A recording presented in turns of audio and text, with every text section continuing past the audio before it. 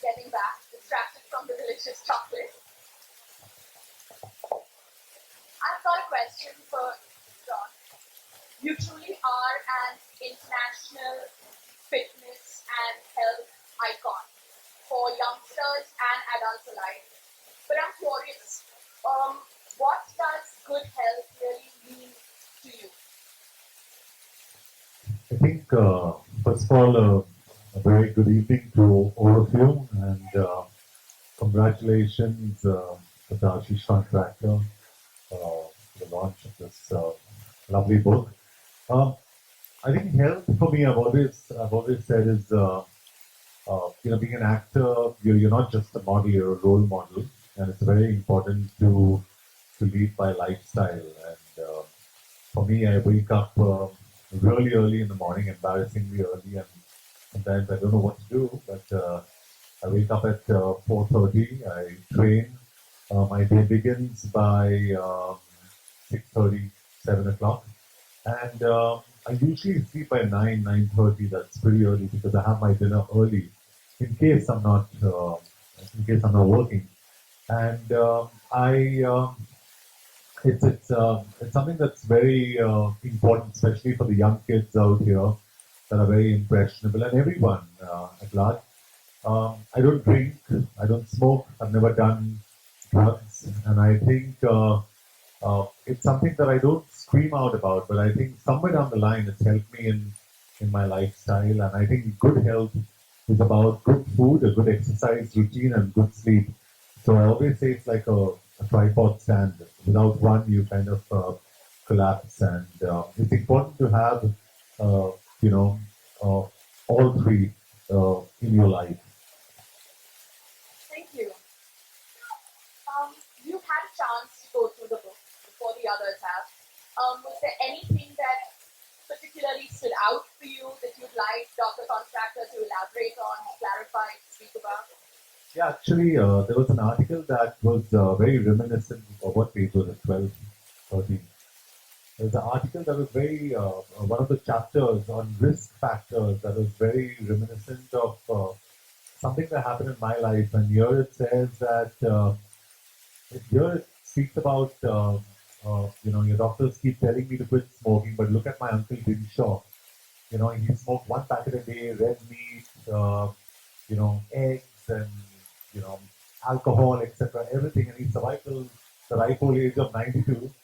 And on the other hand, there's another guy called Mahesh who only had boiled foods and was a sannyasi and, walked 5 miles a day, and he had a heart attack at 48. And Ashish, this actually happened I mean, I experienced this with my father's two best friends. One was a Bengali gentleman who drank, smoked, everything, and he lived till the age of 90. And the other gentleman, a Punjabi gentleman who never drank, never smoked, died of cancer. And he had a heart attack early in his life at the age of 50. And he was gone by the time he was 55. So don't people ask you this very often that what is smoking and drinking and a crazy lifestyle got to do with? Look at these people; these are examples out here. So to answer that, actually, I get that asked all the time, and let me explain it in the concept of risk factors and driving a car, because everybody understands driving a car. Let's say you're driving a car on this road on Friday at 5 a.m. and you're driving at 20, 30 kilometers per hour and obeying all the rules. The chances of you having an accident are very slim. But let's say instead it was 5 o'clock in the evening on a Friday, there's lots of traffic, you're driving really fast, you may be talking on the phone while driving, you've had a drink or two, there's water on the road, the chances of you having an accident increase. So, sort of drinking and driving, talking on the phone, speeding, rash driving, they're all risk factors for having an accident. But it is possible that sometimes people drive crazily and nothing happens, like the Bengali gentleman your dad knew, who sort of did everything wrong and still survived. Absolutely, yeah. And sometimes you do everything right, you're driving carefully, and you still have a problem. So that's 5% of the people do everything right and still have a problem, and there are 5% of the people who do everything wrong and they don't have the problem. The rest of us fall in that 90%. So, things like cholesterol, blood pressure, adequate sleep, exercise, all of those are the risk factors which really lead to heart disease. And the more we keep it under control, the less the chance of having a problem. So I think to put it very simply, a lot of people are confused between things like acidity and gas and a heart attack. So I say any discomfort, anywhere from your navel to your nose, okay, especially when you're exerting, when you're exercising, and that goes away when you rest, that could be related to those are signs of angina. So angina is not only pain in the left side of your chest going to your left arm, which is a very classical textbook definition. It's any discomfort anywhere in the upper body which increases with exertion. So it doesn't mean every time you get a toothache, you're having a heart attack, but a toothache could be a sign of having heart disease. Okay, so that's the first thing. In an emergency, you get all these WhatsApp forwards going around, start coughing violently and do, frankly, none of that works. What you need to do is give the person an aspirin and make them eat it up, chew it up, not swallow the aspirin, chew it up because that can dissolve the clot, and head to the nearest hospital. The biggest mistake we make in our cities, we call the general practitioner. He will take 20 minutes to come. He will then say something's wrong. He will say, let me do an ECG. And time has gone by. So time is muscle in such a situation. Okay. And speaking of muscle, actually, John, we met a couple of weeks back at your place and you were talking about your workout. So do you do only a lot of strength training or do you also do cardio? What's your workout like? So now in fact, I approach it in two ways. My next film requires me to lose a lot of weight, but I do a lot of functional training. I do a bit of strength, a lot of cardio, and I mix it all up. I have a lot of fun. The idea is to be excited to get up in the morning and go to the gym or go for a walk, go for a run. And it happens once a year when I'm with my two friends here, Mr. Anil Singh and Vivek Singh, the Mumbai Marathon. When we wake up in the morning, but on a regular basis, I love waking up and I love shocking my body and I just enter the gym and I don't tell myself what I'm going to be doing today. And I start playing around. It's like a child in a candy store. And it's really romantic and it's beautiful and you're all alone with the weights and, and it's how you approach it and how you see it. And I've made this, and I tell a lot of people this, Ashish, you know, um, I'm very spiritual. I'm an agnostic, probably tending to an atheist. I don't know. I'm not sure.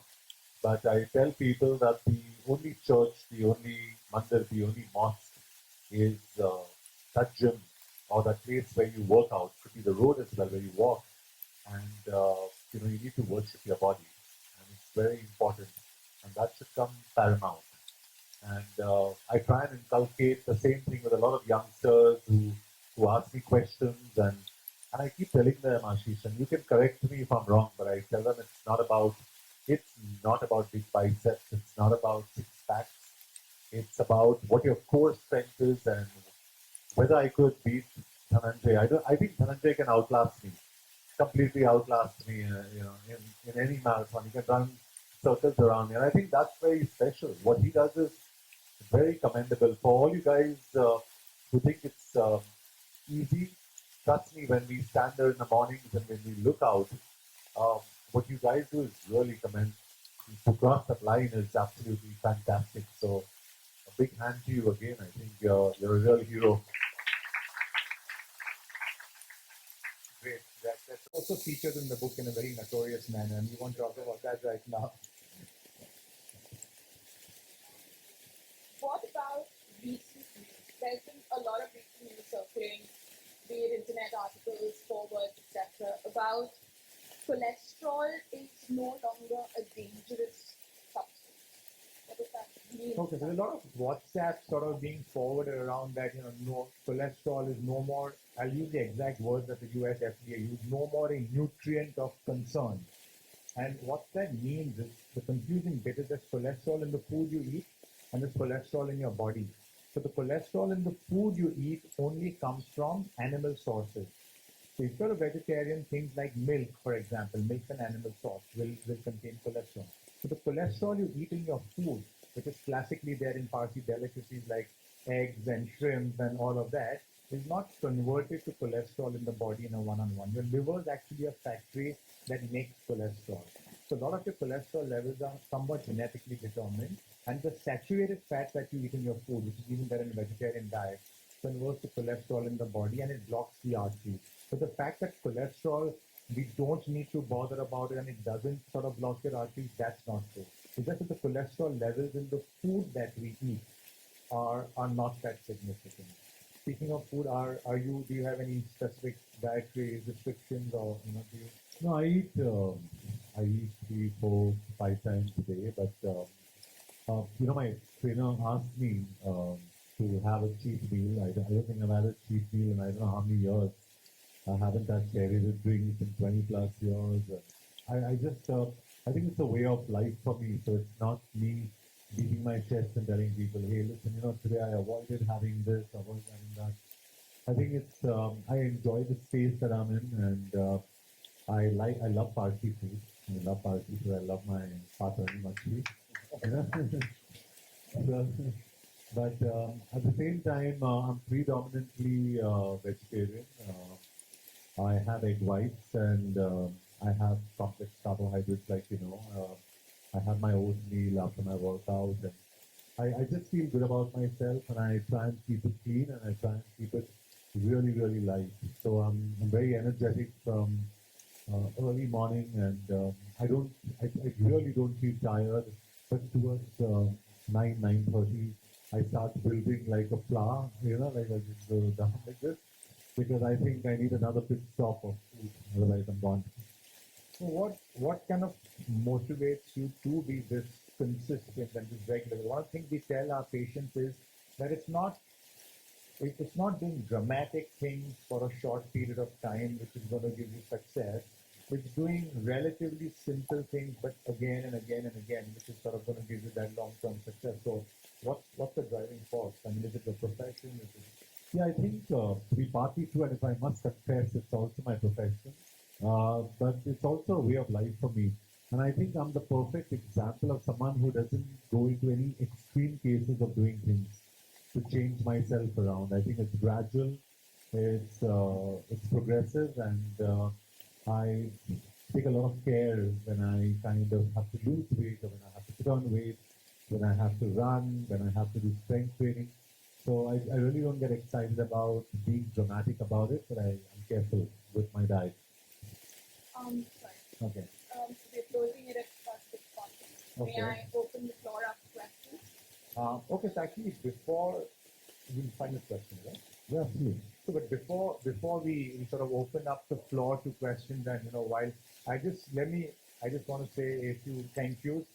I want to thank my friend Mark Manuel for for putting the evening together, and for inviting John. Thank you, Sanaya and Kajal, for helping out. Thank you to the entire publishers team, the Westland team. Thank you to Crossword for helping putting this together.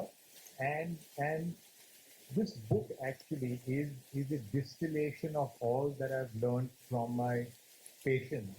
So I really need to thank my patients and the people who are part of my life, who have been part of this. So Mr. Rajan Javeri is there; he's part of the book. Mr. Arun Sheth is there; he's part of the book. They're all, in fact, Mr. Arun Sheth, Vivek, you'll enjoy this on the first marathon that we did in 2004. He was among the group of 25 heart disease patients who ran, and Times of India got so excited, it actually made him take his shirt out to show the star, and he's doing his roar on the star. There's a page 3 of Times of India in 2004, just before the marathon. So he's out there. Anil and Vivek Singh, the marathon formed a big part of my life. Anil also forms a part of the book, which I will not disclose. You'll have to read that. So well, Mr. Venkat, I've seen him earlier. I think he's lost somewhere out here. So he had heart disease, and not only did he run after that, he actually formed something called a Zippers Club. So the zipper is people who have a scar in the middle. We call that the Zipper Club. So people with bypass surgery, and they run after that. This Bhavna Kothari is there. She's an example of a lady with heart disease. Mrs. Sadarangani was Aruna. I saw her there, but unfortunately, yes, so she's out here. So thank you. And again, a lot of the book is conversational. So it's really who I am, and who I am has been shaped by my family. They're sitting out here. My mother, my father. Thank you very much. My wife, my daughter, my sister. I can't see her. Oh my God, you got the ringside seat. So thank you. Um, thank you to my friends and my work colleagues who are more like friends than colleagues, and to my hospital, the Sir H.N. Reliance Foundation Hospital, for really providing a environment which we can really go out and do the kind of work we want to do. Dr. Dawes, our medical director, he couldn't be here. He had a surgery in the family just this morning. So thanks to him, Mr. Mahesh Kamdar, Ms. Avni Mehta, and big thanks to Mrs. Nita Ambani, the chairperson of the Reliance Foundation Hospital, for setting it up. It truly is a visionary hospital and fabulous infrastructure. So please do come. Thank you to the media for coming here. Thank you so much for coming and supporting. And thank you, John. I mean, for so readily and so, literally from straight from the heart, we met you and you said yes, like literally in 5 minutes. John's not just an icon of health and fitness. I think he's an icon of just modesty and humility, and in spite of all the success, he really is the boy next door. You read about that in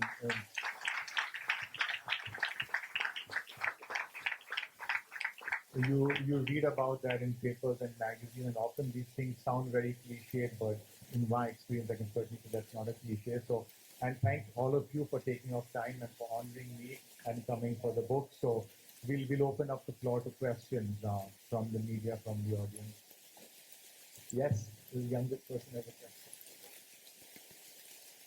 Can you give a gift to him? I'm sure. Yes.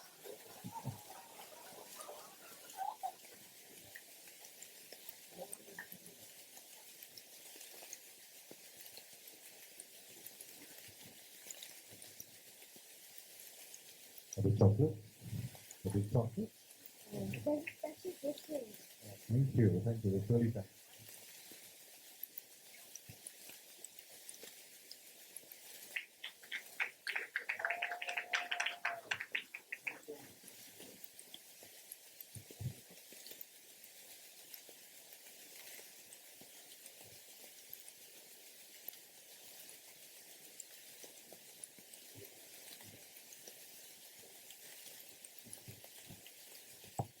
Any questions?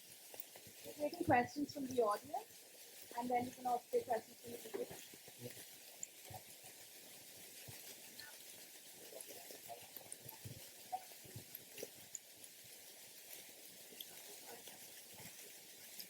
One second. One question which keeps cropping up in such events is that we concentrate and talk about physical symptoms. We got examples here of some people who drink, enjoy life, and live far longer lives and healthier lives than people who are abstemious. So isn't there a saying that the doctor treats only the symptoms, but it's important for the doctor to know the patient? Because a tablet you give or medicines you give to one for the same illness may not suit another for the same thing. So, how important it is for you to say that a lot of physical ailments start from the head? That's a great question. You're absolutely right. A lot of physical ailments do stem from the mind, and which is why there's actually an interesting study. It's called the Interheart study, which looked at 50,000 people with heart attacks from 26 different countries. And what they found, they call it psychosocial factors. Okay, so they looked at stress, they looked at anger, hostility, depression in one umbrella, and they found that that's one of the 9 main causes for people to get heart attacks. The unfortunate thing about stress is that I can't measure it. I can measure your cholesterol and say it's 200. I can measure your blood pressure and say it's 120 by 80. I can measure your sugar and say it's 150, but I can't measure stress. So that's very difficult sort of correlate it. The other important point is people deal with stress differently. So living in a city like this, stress is part of our life. I'm sure for most of you to reach here at 6 o'clock in the evening was stressful, right? So stress is part of normal life. It's when stress becomes distress, that's when it becomes a problem. And people also deal with it differently. So let's talk about an executive kind of a person, blue collar, a white collar worker. The stock market falls by 500 points. He's all stressed, he cannot sleep. But the guy who is, working as a class 4 employee in that same office, the stock market doesn't cause stress to him. But he ended up losing 50 rupees or 100 rupees. He might not sleep that night, while the executive wouldn't have a problem with it. So people handle stress differently. So stress is not bad. Stress makes us perform. Okay, when we had the fight or flight, in the olden days, the ancestors ran away from lions and tigers because of stress. So stress is not a bad thing. But when in excess, it does affect all body parts. So yes.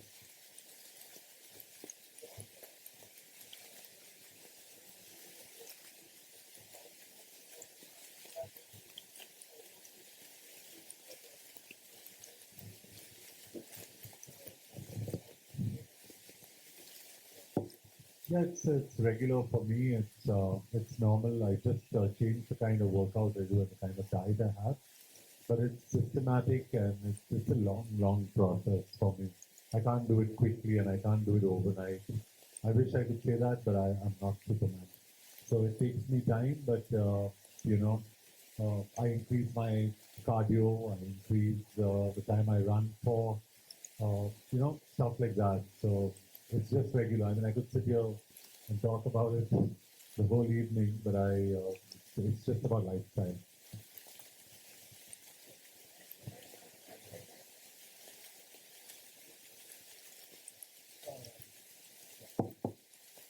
And if you raise your hands, we can take the questions one by one. So you are the heart specialist actually. So you tell me there are certain people who are weak by heart. They see very small things, certain things, and they get scared. There are certain people who see very damn things, but still they are not scared. So can you tell us something about why it is like that? Okay, so firstly, when we say weak by heart, the heart is very interesting. It's always viewed as a seat of emotion. Actually, the heart is not really, in that sense, its function is just to act as a pump of blood. The heart is a very simple organ. It's not complex like the brain or the kidneys or the liver. But still, over the years, you've got this thing about the heart, occupying a big space in someone's mind. So when you say a person's weak-hearted and they get scared of situations, that really isn't anything to do with their heart. It's just more psychologically scared. So it's their mind which is really weaker than their heart. In fact, yes, I know this lady, she's got yes.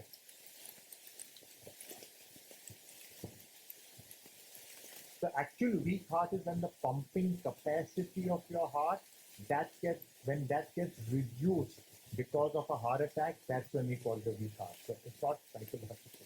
I'm really privileged to attend this function to release the book of Dr. Aashish Contractor. Dr. Aashish Contractor has given me second life.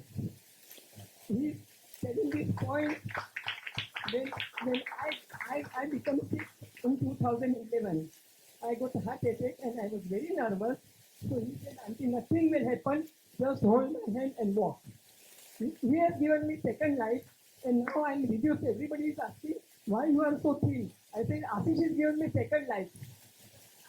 So Thank you. every point, by food, by exercise, everything, he encouraged me and I followed. And this cardiac has helped me so much that I'm addicted to it. And till this week, this day, I am doing continuously. Thank you. I'm very, very grateful to him and Dr. Shivan.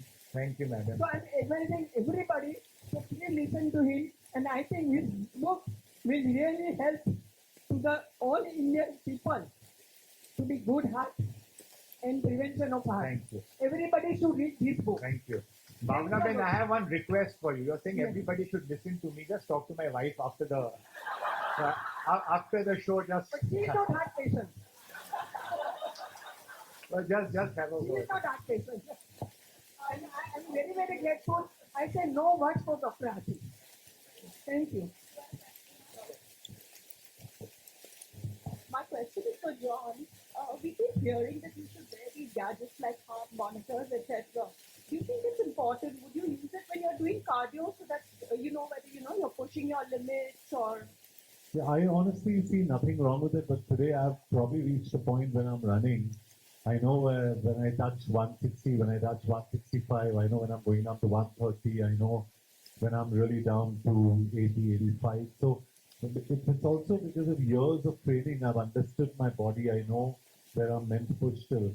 But I think it's important because I think, yeah, suppose I think it's important that you do. In my books, correct me if I'm wrong, but I think it's important because even working out is and losing weight or gaining muscle, etc., is a very scientific process.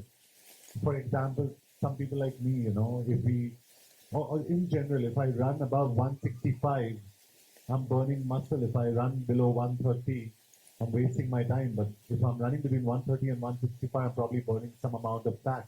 And it's different for each person. So if it helps you regulate what you're doing, and that's what actually interval training is about. When you're really slow, you start walking, then you start running.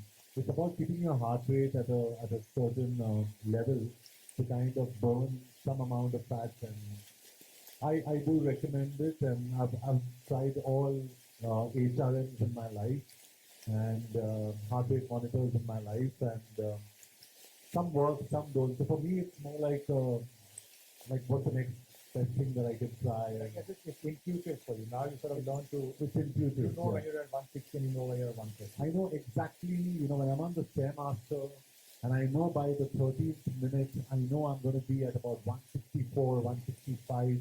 I literally know my heart rate exactly, but it's also, like you said, it's intuition and it's understanding your body, so I've got used to it.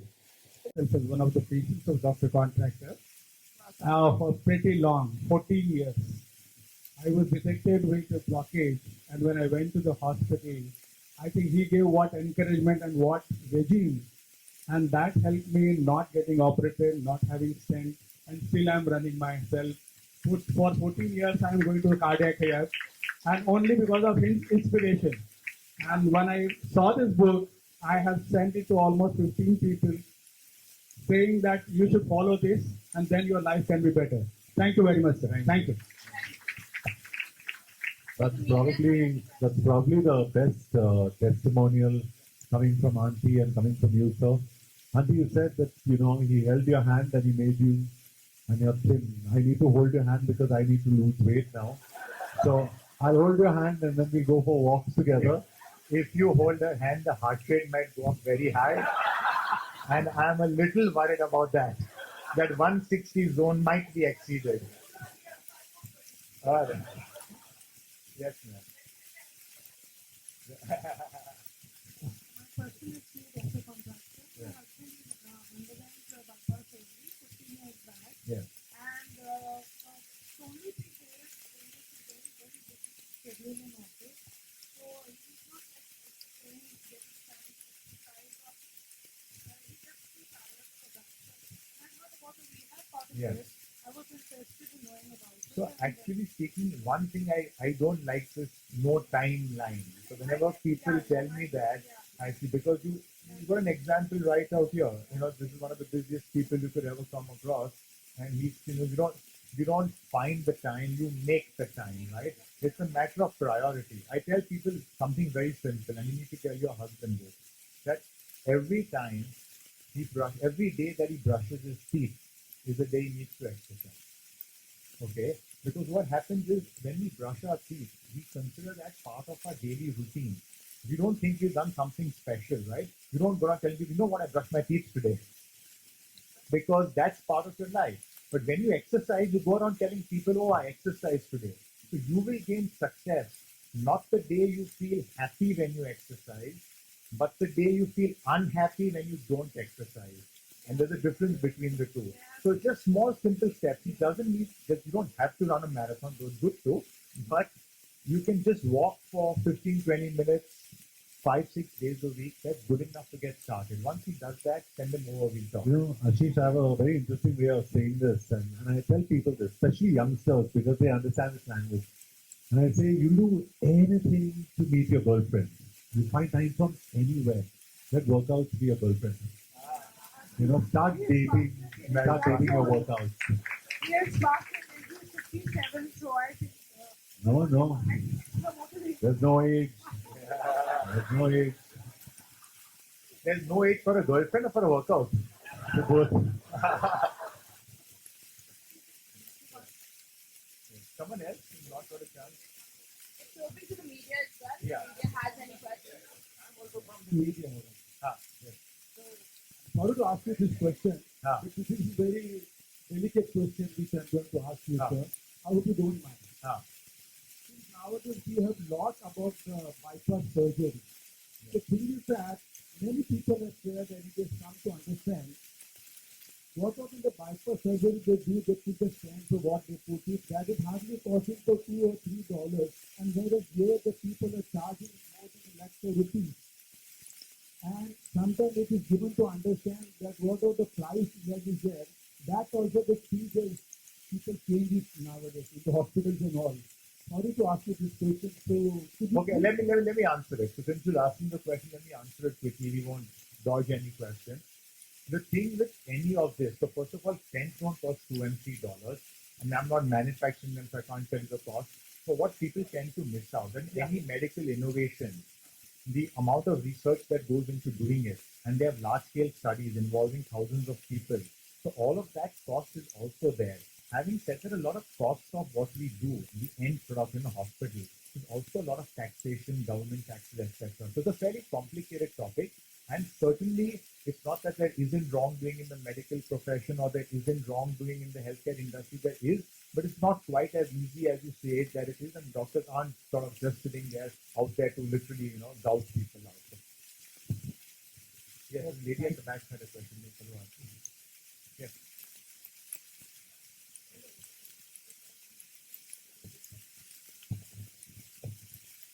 Wherever the instrument is coming in the market, when you are walking or running, at that time people attach to that. Yes. Is it helpful more than book or what? Is it helpful to have those instruments? Yeah. So the same question that was asked earlier about heart rate monitors and things like that. So any instrument that you're using to monitor, okay, I wear this Fitbit around my wrist, which counts the number of steps I take. It also gives me my heart rate. It's good to monitor it initially. Once you get an idea of where you are, so like John said, he's now intuitive. So earlier he was measuring the heart rate probably scientifically. Now he knows when he's at 130 or 160. So it's good to measure it, especially if you had a heart condition. If you had a heart condition, you should measure it, you should be scientific about it, and then proceed. That's the right way to do it. There's a young lady out here. Go ahead.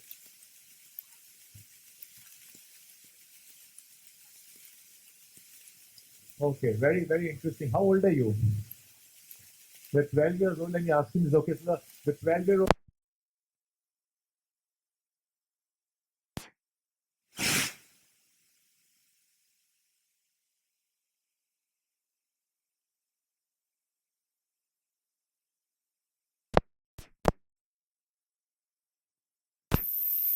You have to have a problem.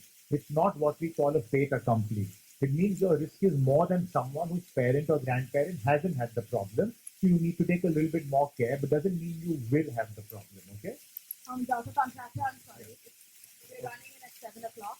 Okay. If I have the time, if that's okay. Yeah. Okay, no, this is, yes, Nitin, yes.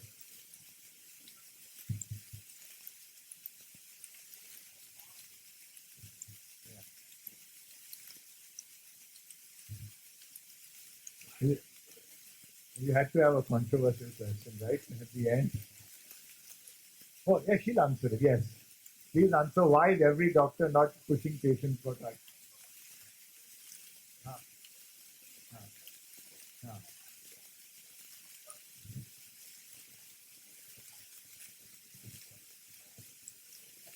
Yeah.